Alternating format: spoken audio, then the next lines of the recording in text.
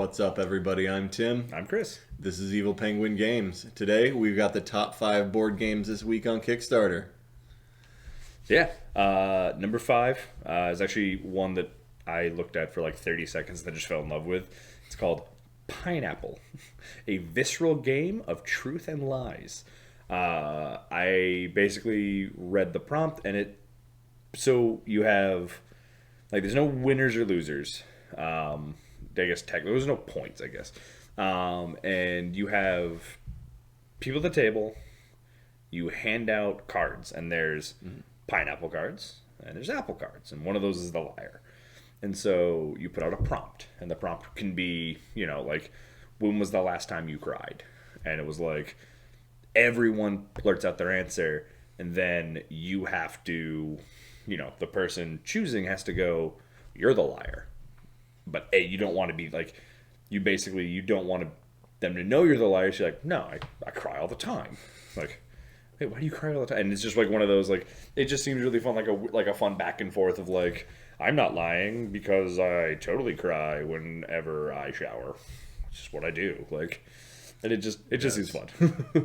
It was just like one that looked really fun, really just quick. Just a simple, fun party game. Yeah.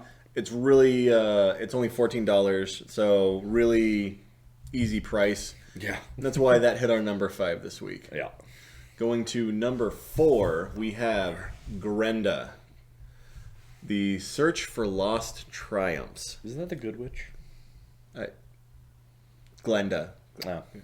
So, Glenda the good Kickstarter? No. Okay, so Grenda. Grenda is a territory control type game, but on a much bigger scale. You have various resources and things that you pull from to do different abilities and tasks and accomplish things within the game. Yeah, because I said there were like allies and stuff, which looked super cool. There's a ton of minis. It's a very, very cool game. You can probably tell why I want it. It is. It seems big. Like, there's a lot of replayability and a full campaign with it. So, I will say it looks cool. Definitely a sit down, because I think the gameplay for it was over an hour. Oh. It was like an hour or two more. So, definitely a cool one to look at. And do you want to watch a full-length feature film or play this game? And there is a correct answer to that question. It's true. It's both. On to number 3. 3. Yeah, they can count.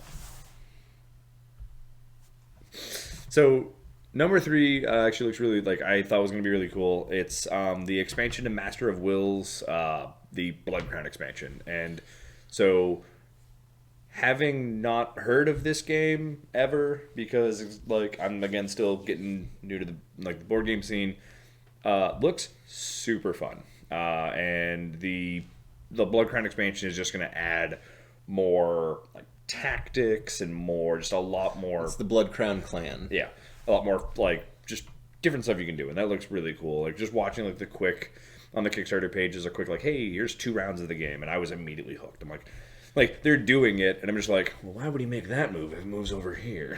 Strategic card games are always my jam. Oh yeah, that was just going back to Magic the Gathering, things like that.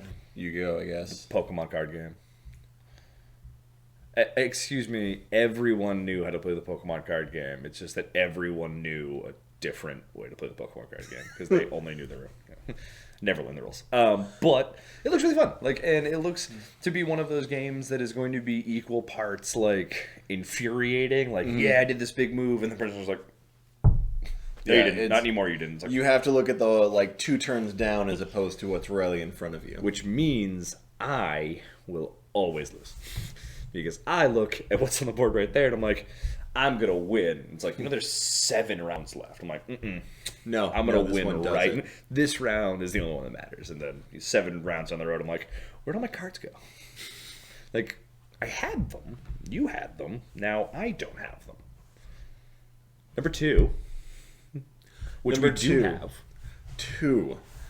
Masters of the Night. First Will, now the Night. Yes. So this one is a vampire-themed game. This one is 1 to 5 players.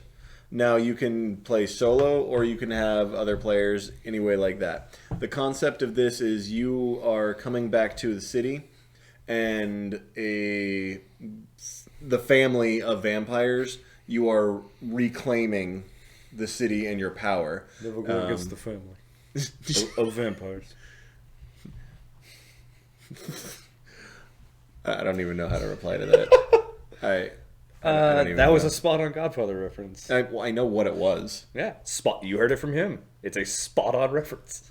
but it's a modular in areas of the city. You try to take over the different various parts of the city with a timer for each night, and you're also racing against the Inquisition finding you. Which just to me sounds like super cool. That like every turn it just gets a little bit like it just ramps up that little bit more of like, I really gotta go, I really gotta move, I gotta really hold this spot. Like, and Just getting closer to the end objection with candle burning at both ends. Yeah, and it's just like, and I just, the art looks super cool because it's like a mix of just like mob mentality, but also like the Inquisition. Like for the little bit that I saw in like the video, still looks like people clad in armor, which I just think is cool. Like nothing.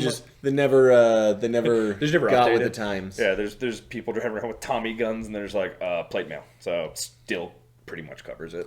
It comes with minis of your vampire characters, and if you get the premium edition, you get minis of the minions. Minions, as well as some other stuff. But minions, art-wise, does look really cool. Minions. Then we reach our number 1. Oath. Chronicles of Empires in Exile. From the people who brought you Root. One of the best-selling games in the last couple of years. Apparently. And so everyone, like, if you know anything about me, I love tiny, fuzzy things, and everyone's like, you should play Root. It's just a game of tiny, fuzzy things and strategy. I'm like, ooh, tiny, fuzzy things. But strategy, not the best. But the Oath looks super fun. It's basically, I would say asymmetric. One person's the Chancellor who basically owns this, and everyone else is in exile. And you're trying to become the Chancellor. You're trying to overthrow him. Yeah, it's all a power grab. Just like with trying to... Everybody starts out in, like you said, in exile. Like, you're the exile character, and then you gain power. You are convincing other war bands or other allies to join your group to try to be the winner at the end. And they said in the description, there are times and decisions where you will be forced to act with other players, but at the end of the game, there will always only be one winner. Right, like it's like the Chancellor can choose to like, okay, listen, you work with me, well, we'll work together and have like we'll be fine. But then like nearing the end, you're like, okay, we're not going to be fine anymore. There can only be one of us, so let's go. And like looking at the for me, half of the board games are just like, ooh, pretty art. And this one just has that same, like, even without like me really knowing too much about Root, looking at it, like when I first saw it, I was like, oh, I really like that artwork. Like when I first saw it, I was like, I really like that artwork. He's like, yeah, some of the guys who made Root. I was like, I really liked that artwork. And it has that same feeling. Like it doesn't look too much like it's just very unique. Yeah, and that, like I really like that. And just from like the few photos alone, I already know who my character is. He's right here, and he just looks awesome. Like I'm super excited. So he's just like a shifty, like he's just like all eyes, just like. And I'm like, it just sounds like I don't know what he does.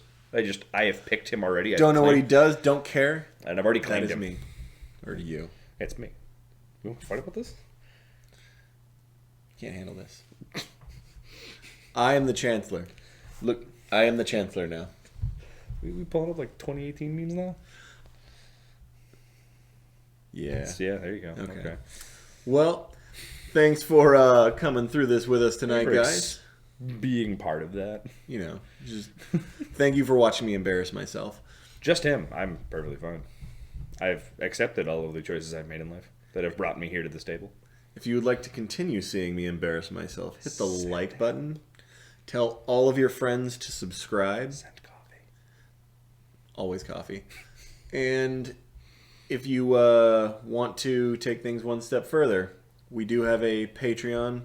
Patreon/Evil Penguin Games. Yeah, just helps us kind of, like do more stuff. Get board games, things like this out. 100% of the proceeds of the Patreon go to Kickstarter. Buying more games. Helping the community, helping us make more content, and just having some fun. In the future, we have plans for reintroducing that back out to you, the viewers, in contests and things like that. We are almost to that point. The people. But we've got to just get that 100 subscriber going, and then as soon as we do, we can make a lot more things happen. So yeah. All right, guys. I think it's everything. We did 1, 2, 3. We skipped 4, but then we went back to 4, and it was fun. Oh, and 5 was there too. He is staring at the side of my head because he's already done all his wrap up, and he wants me to stop talking. Thanks for watching, guys. Bye.